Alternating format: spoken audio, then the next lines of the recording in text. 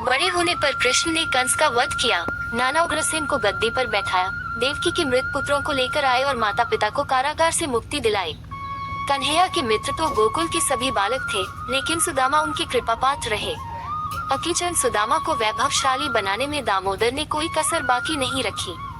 श्री कृष्ण के जीवन में राधा प्रेम की मूर्ति बनकर आई। जिस प्रेम को कोई नाप नहीं सका, उसकी आधारशिला राधा ने ही रखी थी। कृष्ण किशोर वय के हो गए तो महाभारत युद्ध की छाया पड़ने लगी थी। महाभारत में मुख्य आख्यान पांडवों का है, जिसमें हर पल कृष्ण उनके साथ हैं।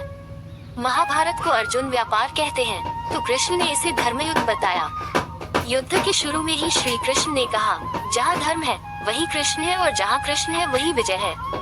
महाभारत के छठे पर्व भीष्म पर्व में भगवत गीता है। भगवान ने इसे गाकर अर्जुन को सुनाया, इसलिए इसका नाम गीता पड़ा।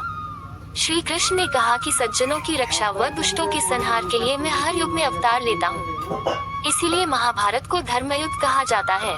द्रौपदी को युधिष्ठिर जुए में हार गए।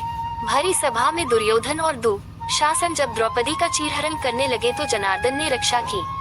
सुभद्रा का विवाह उसके मन के विरुद्ध होने के समाचार पर उसका अपहरण किया और अर्जुन से शादी कराई। जरासंध से युद्ध कर श्री कृष्ण ने 16,000 कन्याओं को उसके चंगुल से छुड़ाया। महाभारत युद्ध के मैदान में मोहग्रस्त अर्जुन को गीता का उपदेश दिया। उपदेश देने के लिए शांत जगह चाहिए, लेकिन कृष्ण ने वहां ज्ञान दिया जहां 18 अक्षौहिणी सेना के कोलाहल से किसी को कुछ सुनाई नहीं पड़ रहा था। अपने विराट रूप का दर्शन कराकर अर्जुन का मोहभंग किया। आत्मा के अजर अमर होने की बात बताई। जैसे उद्धव में ज्ञान था लेकिन भक्ति नहीं, उसी प्रकार अर्जुन में भक्ति तो थी लेकिन ज्ञान नहीं। गीता में उपदेश देकर उन्होंने अर्जुन से कहा कि मारे जाओगे तो स्वर्ग मिलेगा और जीत जाओगे तो पृथ्वी। इस तरह पार्थ को युद्ध के लिए तैयार किया। भगवान ने कहा कि जो मुझे जिस तरह याद करता है, मैं भी उसी प्रकार उसका भजन करता हूँ।